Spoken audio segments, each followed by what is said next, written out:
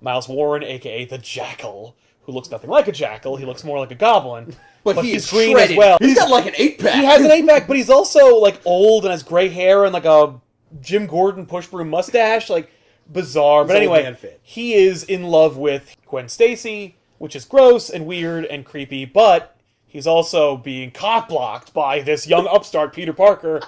So then she dies because Norman Osborn had sex with her and killed her.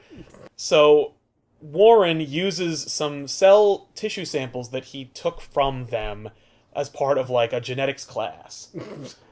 Right now, this is the part of the class where I take DNA samples from That's all of right! you for no reason. For no reason. Oh, Parker, why are there tiny little microscopic spiders crawling along your DNA? Well, so he clones Gwen Stacy to have sex with, and then he clones Peter Parker to, like, punch. But when he does, and he starts, like, slapping it around, it, like, uses his spider powers to stop him, and he's like, oh, crap, you're Spider-Man. Oh, you have spider powers. Yeah. And Spider-Man's responsible for the death of this woman that I love, so now I can hatch my ridiculously circuitous scheme, which involves so many different facets that they definitely did not plan on using back in the 70s. The Spider clone is just like, wouldn't it be fun to watch Spider-Man fight himself? Right. And then wouldn't that be a fun image to draw? Yes, and he won't know who he is. Like, he won't know which one is which. The clone seemingly dies, and then the survivor just kind of, like, keeps the body stashed before he figures out if he's the clone or not. Then he goes to his friend and occasional villain, Dr. Kurt Connors, a.k.a. the Lizard, and they do some genetic tests. And while they're waiting for the results, Spider-Man battles with Alistair Smythe, who's created a bunch of, like, robotic versions of his villains. And while he is being crushed to death by a Spider Slayer robot, Spider-Man thinks only of Mary Jane and how much he's in love with her.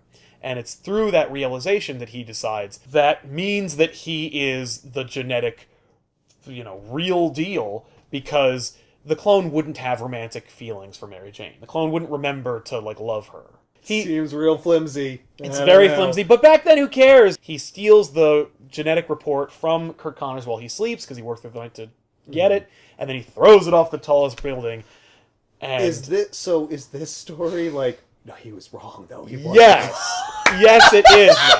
I have this incriminating document right here that has information about who Peter Parker is and all that kind of stuff. I'll just throw it into New York. Well, no, it's just genetic information. It's not like names and dates and shit. It's just like, this is that. This is this sequence. Figure out if it's a clone or not. I figure that, like, the next morning, J. Jonah Jameson will walk across a piece of paper and be like, aha! Yeah.